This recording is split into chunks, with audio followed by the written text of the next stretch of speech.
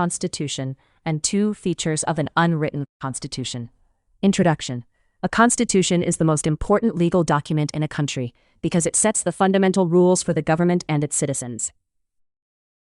Different countries choose different kinds of constitutions based on how they want to manage their laws.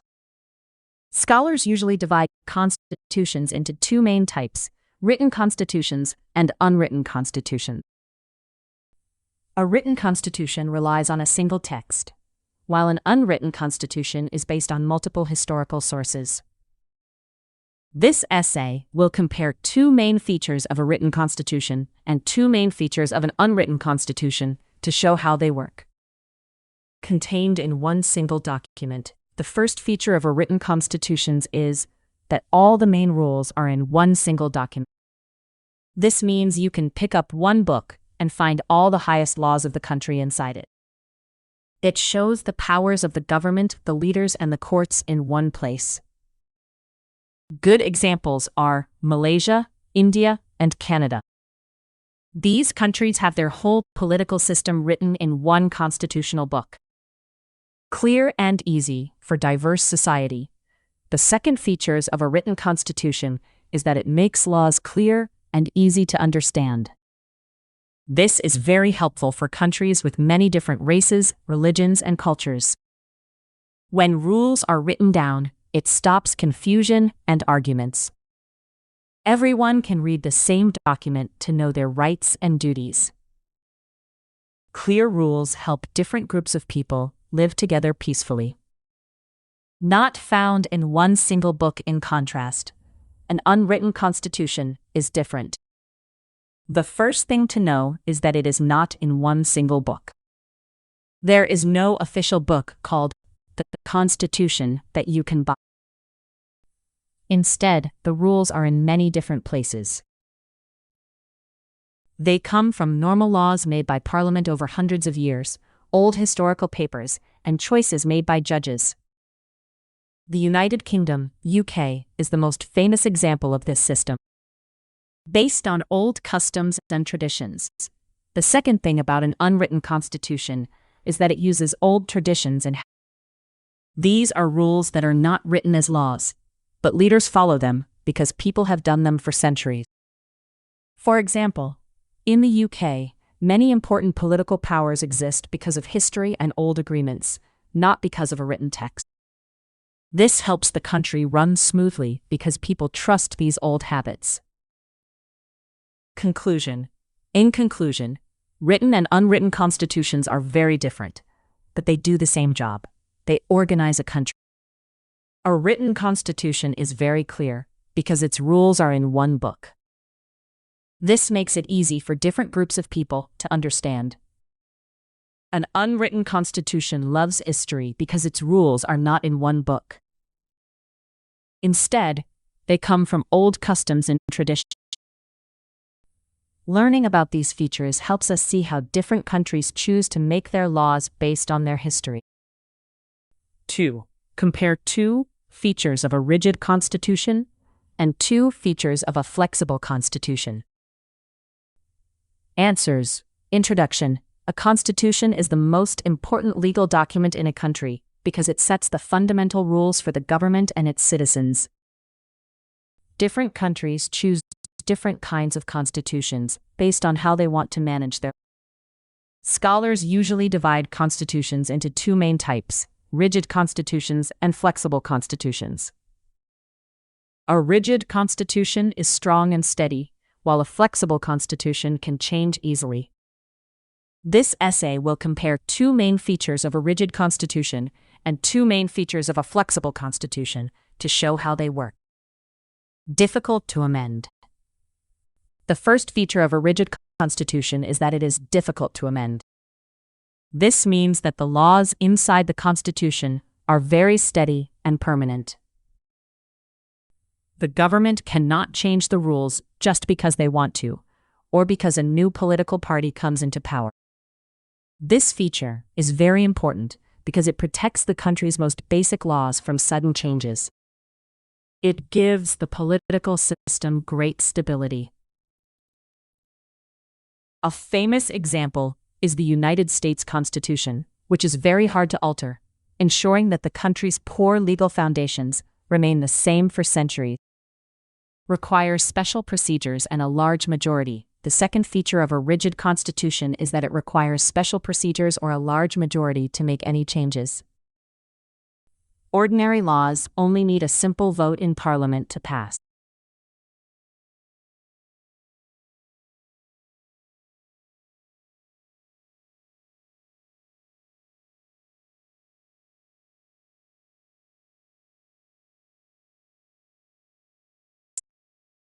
However, to change a rigid constitution, lawmakers must follow a very complicated legal process. For example, it often requires a large majority, such as a two-thirds, or three-quarters, three-fourths, vote from all members of Parliament. Sometimes, it even needs a public vote called a referendum. This feature limits the power of the government because one political party usually referendum. This feature limits the power of the government because one political party usually cannot change the constitution by itself. They must get agreement from all. Simple amendment process. In contrast, the first feature of a flexible constitution is that it has a simple amendment process. In a country with a flexible constitution, changing constitutional law is the same as making a normal law. The Parliament does not need to use special meetings or complicated legal rules. A simple majority vote, meaning just more than half of the lawmakers present, is enough to change a constitution. This feature makes the legal process very smooth and straightforward, without any difficult legal barriers. The United Kingdom is the best example of a country with a simple amendment process. High adaptability to new situations. The second feature of a flexible constitution is its high adaptability, which allows it to quickly adapt to new situations. Because the process to change the law is very simple, the government can update the constitution fast when society changes. For example, during a major economic crisis, a pandemic, or a war, a flexible constitution allows lawmakers to create new rules immediately to protect the country. This feature ensures that the country's laws do not become old, useless, or disconnected from the modern world. Conclusion. In conclusion, rigid and flexible constitutions have opposite but useful features. A rigid constitution focuses on stability because it is difficult to amend and requires special procedures or a large majority to protect the law from bad political choices. On the other hand, a flexible constitution focuses on speed and progress because its simple amendment process gives it high adaptability to quickly adapt to new situations. Both types of constitutions have their own strengths, and a country will choose the one that best fits its national history and political needs. 3. Explain the concept of constitutional government, constitutionalism, and its principles. Answers. Introduction. A constitution is the fundamental law of a country that sets the rules for how it is run. Classically, Aristotle said it is the way of life the state has chosen, showing a society's values. In modern times, C.F. Strong defined it as principles that organize government power and protect people's rights. Today, it is the official rulebook for written and unwritten constitutions. Constitutions can be written or unwritten. A written constitution is contained in one single document, which makes rules clear and easy to understand for diverse societies like Malaysia or Canada. An unwritten constitution is not found in one single book, but comes from old customs and different laws, as in the United Kingdom. Rigid and flexible constitutions. Constitutions can also be rigid or flexible. A rigid constitution is difficult to amend and requires special procedures or a large majority, like a two-thirds vote, to change, which limits government power. A flexible constitution has a simple amendment process and high adaptability to quickly adapt to new situations.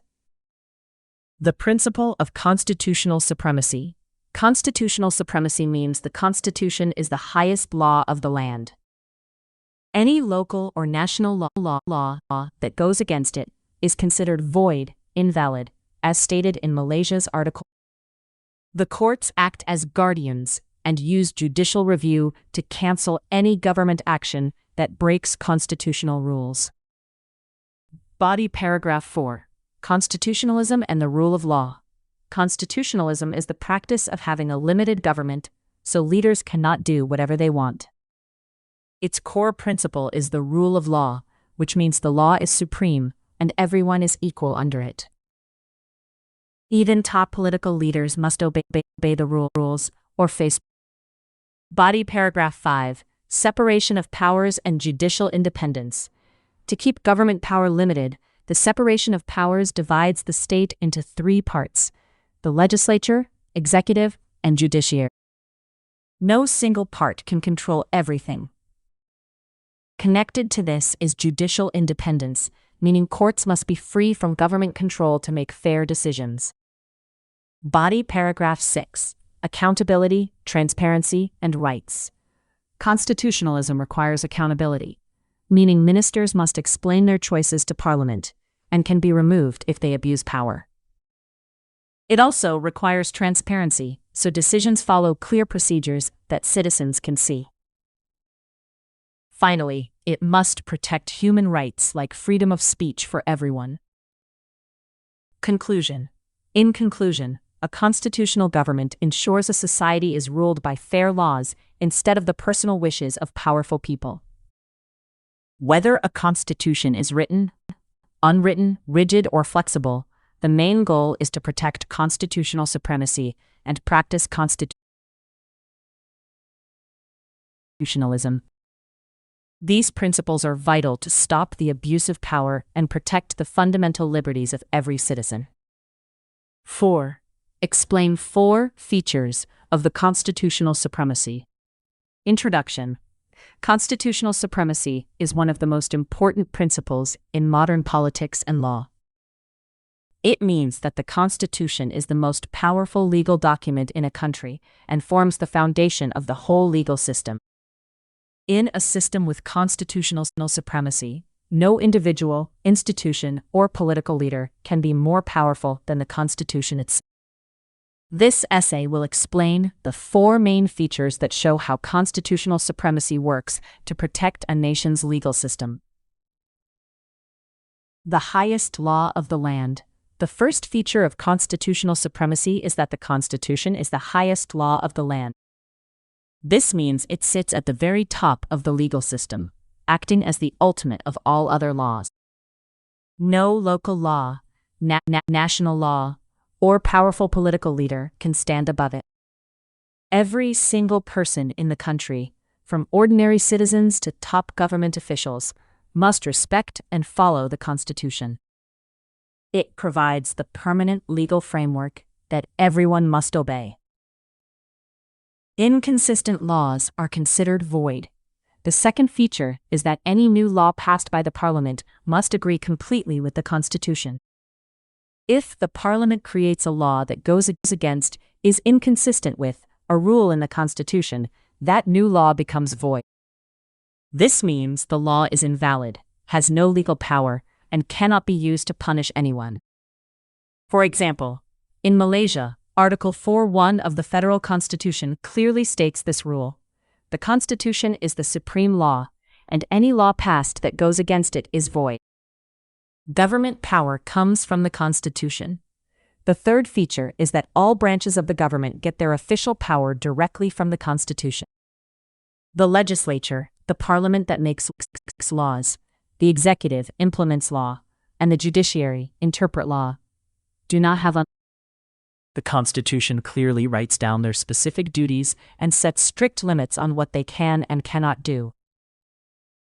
This prevents any branch of government from becoming too powerful or taking away people's rights. The courts act as guardians, judicial review. The final feature is that the courts have a special duty to protect and defend the Constitution through a process called judicial review. If a citizen or a group believes that a government action or a new law breaks a constitutional rule, they can take The judges act as independent guardians of the Constitution. If they find that the government broke the rules, the judges have the power to cancel that law or action to keep the Constitution supreme. Conclusion. In conclusion, the supremacy of the Constitution is the most important pillar of a fair legal system. By being the highest law of the land, it ensures that no individual or leader has absolute power. It protects the country from unfair laws by making inconsistent rules void, strictly limits government power, and gives the courts the independent duty to act as guardian.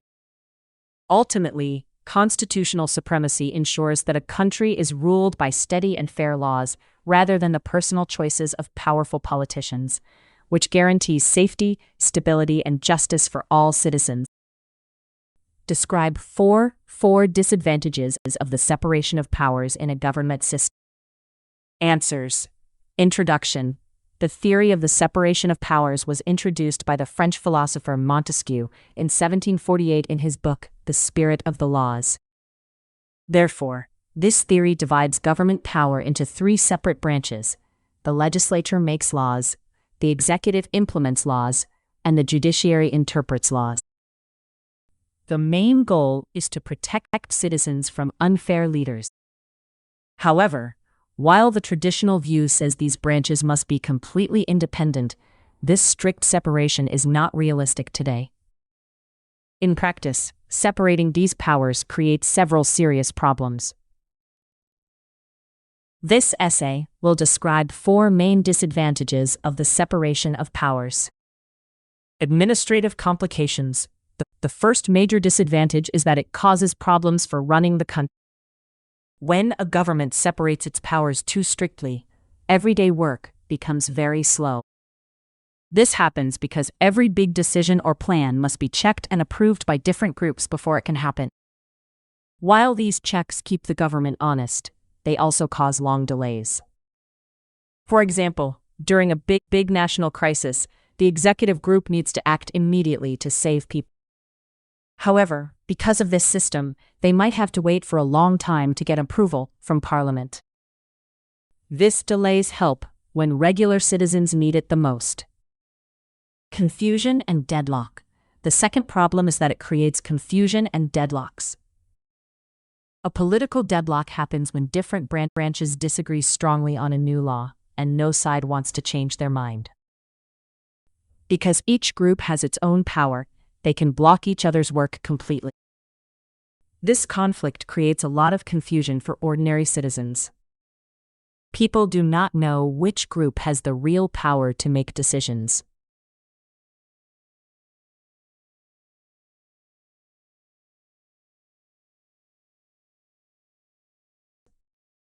A real example of this was the disagreement over the emergency laws. The big fight between the different branches made regular people confused about who was in charge. This argument made the whole government look weak. Inequality of powers. The third disadvantage is that the three parts are not perfectly equal. In theory, the three branches are supposed to be the same and balanced. In real life, keeping a perfect balance is almost impossible, and one group usually becomes much stronger than the other. This depends heavily on the type of government a country has. For instance, in some countries, Parliament has the most control. In other countries, the president has the most. We can see this clearly in the United States. The American president often uses special commands called executive orders to make rules without waiting for Congress. This action breaks the balance of power. Not the sole guarantee of liberty. The fourth disadvantage is that separating power is not enough to protect freedom. Many people think that just dividing the government into three parts will automatically protect human rights. However, simply separating the groups cannot promise safety. True freedom depends on other important things, like a good political culture, strong constitutional rules, and honest courts. This limit was clearly shown in a legal case about a woman named Maria Chin. In this situation, it was the specific action of a brave, independent court that protected her rights. This proves that true freedom needs real honesty from judges and leaders, not just a theory on paper. Conclusion. In conclusion, the separation of powers is an important tool designed to stop the abuse of authority and protect citizens' rights. However, it is not a perfect system. A strict application of this theory can cause administrative delays, political deadlocks, public confusion, and an unfair balance of power, especially in modern states where the executive branch faces complex roles like crisis management. Therefore, a successful government cannot rely only on institutional design. It also requires political maturity from its leaders, respect for the Constitution, and a strong commitment to the rule of law to defend transparency and accountability. Explain 4 advantages of the separation of powers in a gov system. Answers. Introduction. The theory of the separation of powers (SOP) was introduced by the French philosopher Montesquieu in 1748 in his famous book, The Spirit of the Laws. He believed that political freedom cannot exist if the legislature, executive, and judiciary are controlled by the same group. Therefore, the main idea of this theory is to divide government power into 3 different parts. The legislature makes laws, the executive carries out laws, and the judiciary explains law. The primary goal of this setup is to prevent the abuse of authority and protect regular citizens from tyranny. Although a completely rigid separation is difficult in modern times, the core principles of this system still offer major benefits to governance. This essay will describe 4 main advantages of the separation of powers. Increase in government's efficiency. The first major advantage of the separation of powers is an increase in the government's efficiency. When state power is divided, each branch can focus completely on its own specialized work. This division of labor helps workers and leaders build expertise and skill in their specific duties, which improves the overall quality of administration. For example, during the COVID-19 pandemic, Parliament did its specific job by approving emergency funds. At the same time, specialized executive agencies like the Ministry of Health, MOH, and NADMEA focused entirely on implementing health policies, while the judiciary ensured everything followed the law. This specialization allows the government to handle tasks smoothly. Ensures the liberty of the citizens. The second advantage is that it ensures the liberty of the citizens. The separation of powers stops the government from putting all its authority in one single office. When leaders have too much power, they can easily make random or unfair decisions that hurt regular people. However, when the courts and judges are kept separate from political leaders, citizens have a safe place to go. They can look to the law for fair protection because the judges do not work for the politicians. A clear example of this happened in a famous Malaysian legal case about a mother named Indira Gandhi. In this situation, her children were converted to another religion without her agreement, and court orders were ignored. The highest court in the country, the federal court, stepped in to help. The independent judges looked at the facts and ruled that these actions were completely unlawful and against the rules.